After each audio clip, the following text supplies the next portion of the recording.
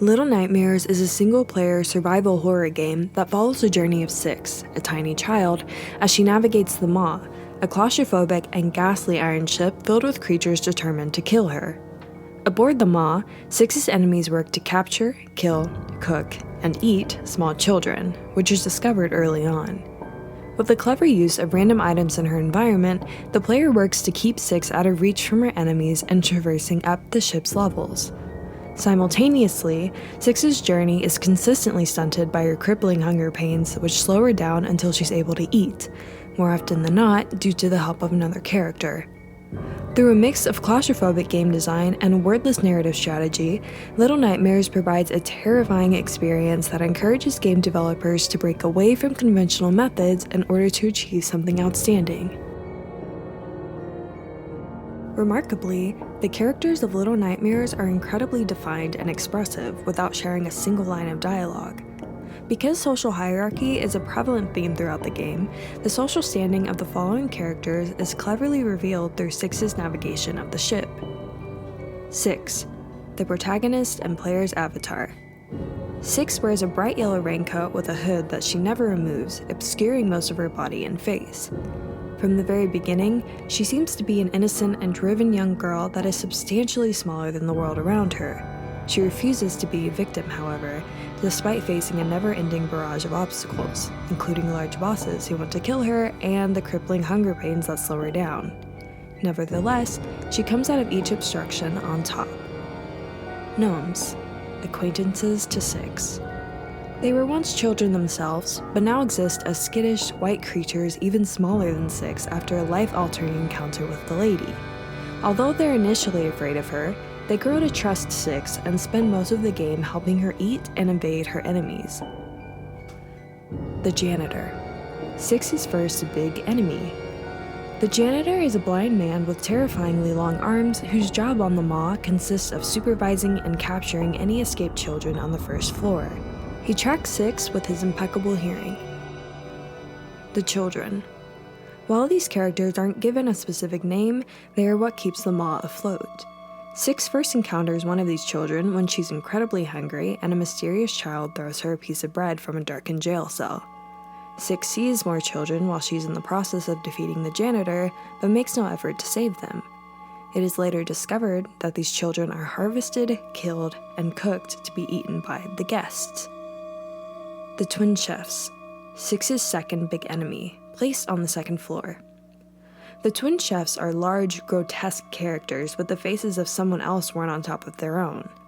Their job is to turn the children into meals for the guests, which means they are relentless in catching and killing Six when she runs into the kitchen as they cook.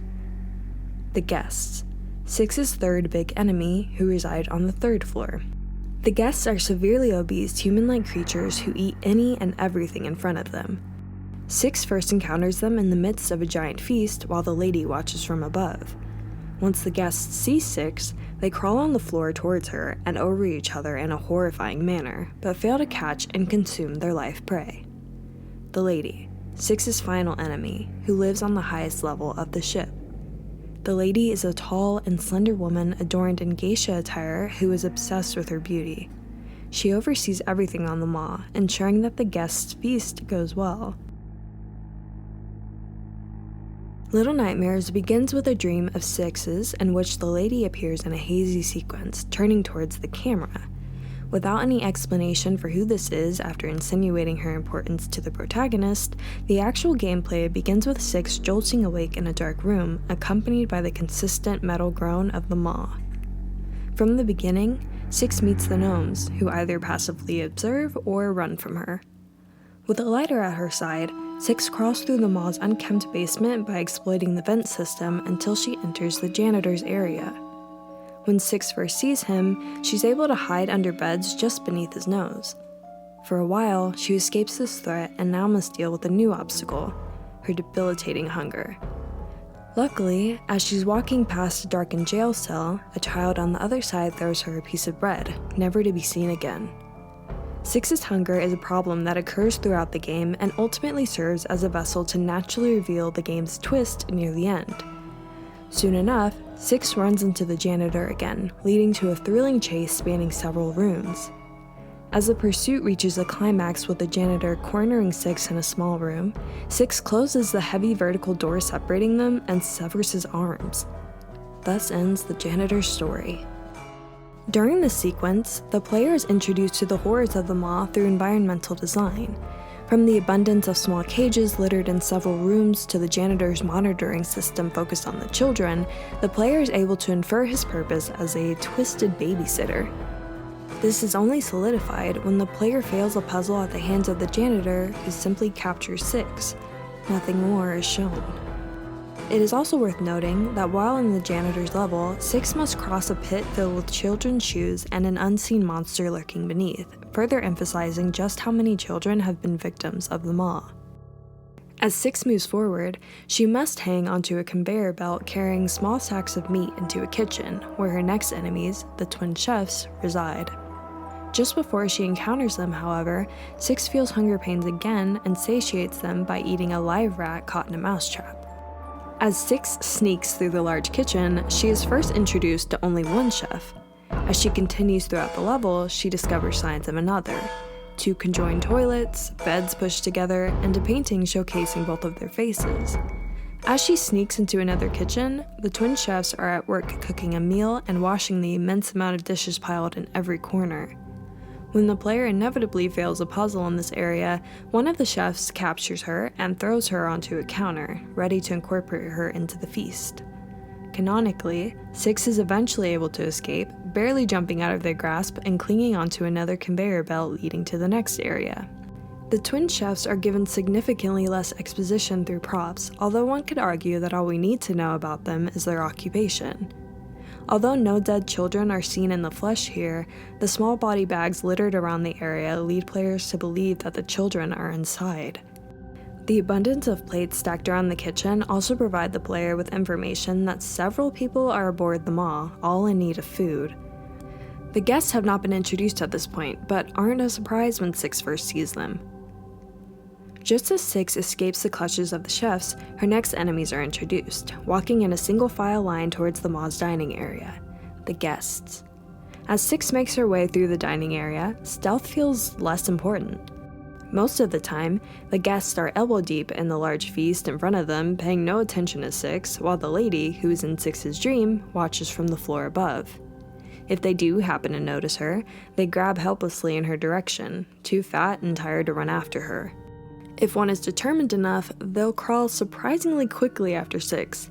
If she is captured at this point, she is immediately eaten. After traversing the dining area through the rafters and darkened corners behind the guests, Six finds her way into a hallway just outside of the dining room.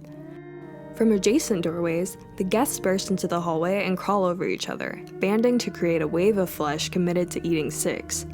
Luckily, they don't succeed, and Six slips into the Maw's ventilation systems yet again. After this, Six falls into another bout of hunger and is met with a gnome who offers her a sausage. In a shocking twist, Six eats the gnome instead. While the guests certainly provide horrifying imagery, most of this conflict is quickly forgotten when the game's twist of Six turning on a gnome takes place soon after. These 10 seconds prove to be the most astonishing moment of the game. While most players can't remember specific narrative points clearly, this is the one no one forgets. Arguably, this moment is so effective because of Six's presumed moral innocence until this point. Now, it's hard to root for her. With a newfound loss of respect for Six, the player must enter the final area of the game and face the lady. Upon entering her room, the space is decorated with several vases, paintings, books, mannequins, and broken mirrors.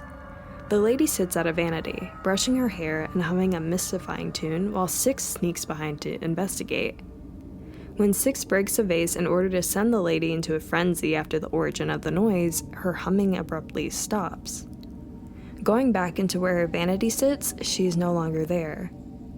Met with no resistance, Six then runs through a few rooms and into one with no light, where the lady chases after her, seemingly floating. In the game's final battle, Six must point an unbroken mirror towards the lady in order to weaken her. As the lady loses all strength, a starving Six takes the opportunity to eat her alive and absorb her powers. The game ends by literally shifting direction as Six walks away from the camera and through the dining room. Although the guests attempt to eat her again, Six slowly absorbs their black souls as she walks past them and out of a door leading to the outside world. This final sequence, unfortunately, fails to thread together the secrets of the Maw as a player would expect. The lady's involvement in the ship isn't clearly explained, which makes it difficult to feel like the game is completed once it ends. The game as a whole, however, remains a fascinating experience despite the comparatively mundane ending. The strongest element within Little Nightmares lies within the game's construction of the claustrophobic environments Six must navigate. In order to slip through the cracks of the Maw as stealthily as possible, Six is confined to microscopic spaces for most of the story, leading to primarily side-scroller gameplay. On occasion, the player is encouraged to break the confines of left and right movement when it seems natural. These moments, however, are often paired with powerful narrative points that introduce Six's growing power, like when she absorbs the guests' souls in the end. Overall, Six's limited movement serves to emphasize the constant danger she's exposed to, subsequently implanting uneasiness in the player as well. While the ability to convey the game's complex narrative without dialogue is incredibly impressive, this design can easily lead to confusing plot lines. This is most prevalent and unsuccessful within the lady's story. The lady is obviously an important element to the narrative as she's the first thing the player sees and the reason the game ends just after her death. However, it's difficult to understand her reasoning for overseeing the Maw. Through the emphasis on broken mirrors in her bedroom and Six's use of mirrors to defeat her, it's obvious that the lady is obsessed with her appearance and beauty. This could explain why she wants everyone aboard her ship to look grotesque compared to her slender, neat frame. However, it's difficult to explain why the lady favors murdering children for her guests. Normally, decor in an enemy's room lays out details explaining their motivations and goals, but information about the lady from what the player can see is rare. Granted, this could be a marker of the lady's cold and polished character design which translate to her living space. Unfortunately, while Little Nightmares emphasizes the lady's importance and power throughout the story, without the game explicitly revealing her motivation to the player, her storyline falls flat in the end. In Little Nightmares, it's no secret that nearly everything with a pulse wants to kill Six. With this in mind, her relationship with the gnomes is delightfully unexpected. Although the gnomes don't appear to want to escape the Maw themselves, they help Six achieve her goal to do just that, sometimes risking their lives in the process. This relationship brings a warmth and sense of hope to the game that can't be found elsewhere within the macabre environment, which is what makes the twist of Six eating a gnome so heartbreaking and shocking. Because of Six's stature, she seems innocent and helpless, a character design that lulls the audience into a false sense of security. However, this twist doesn't come out of nowhere. The player is well aware that Six's hunger is debilitating, and when she eats a live rat to fulfill her needs about halfway through the story, her questionable moral compass is revealed. This ability to unveil the monstrosity lying underneath Six's charming exterior in a perfectly timed twist is the game's most powerful narrative moment. In his review with IGN, Joe Scrubbles largely praises Little Nightmares, constantly comparing it to a more high-stakes game of hide-and-seek.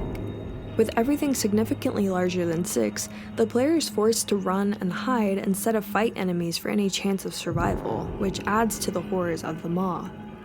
Furthermore, he adds how the design of Little Nightmares, in which Six can see more of the enemies than they can her, is an excellent device that adds to the gameplay's tension. Instead of them hiding in the shadows from you, you're hiding from them. Scrubbles condones a few aspects of the game, however. He notes that because many of the puzzles are trial and error, several of the deaths that come from failing them feel more frustrating than frightening. He also adds that while the wordless style works well to create a mysterious environment throughout most of Six's journey, it fails to help the narrative when the game attempts to illustrate a more complex story for the player. Overall, Scrubbles rates Little Nightmares an 8.8 out of 10. In her review with Polygon, Whitney Reynolds describes the gameplay of Little Nightmares as a balancing act, which is the game's downfall as much as it is its salvation. For example, she notes that while Six's deaths get frustrating and repetitive quickly, because she never dies the same way twice, the gameplay doesn't get boring. The annoyance from dying is rewarded with the satisfaction of finally defeating an enemy. Reynolds goes on to praise the environmental design of Little Nightmares, attributing a lot of attention to its diegetic lighting. Because Six is only equipped with a lighter for a portion of the game, it is up to the player when to light certain areas, leading to shocking moments that feel more intimate. Overall, Reynolds rates Little Nightmares an 8.5 out of 10.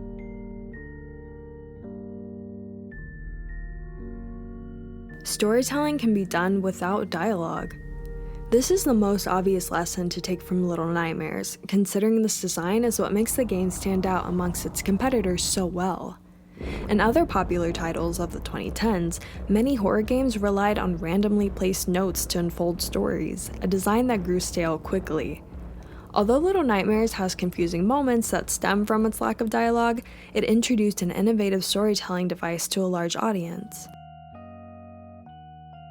The protagonist doesn't have to be a good guy. While Little Nightmares isn't the first game to utilize a protagonist with twisted morals, the way this is unveiled towards the end of the game is incredible.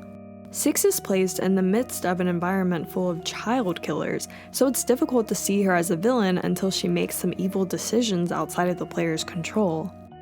As Six gets closer to reaching her ultimate goal, the less players root for her.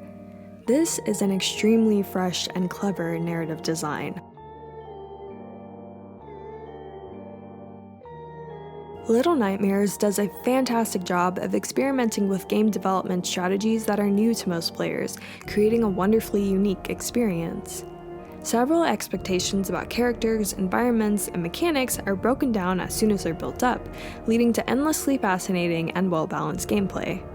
Furthermore, because the culture displayed aboard the Maw is significantly different from our own, players are introduced to new problems likely never to be seen again, taking them away from their own lives and social issues for a few hours. Ultimately, Little Nightmares is a haunting display of innovative game and narrative design, making itself an incredible piece to learn from.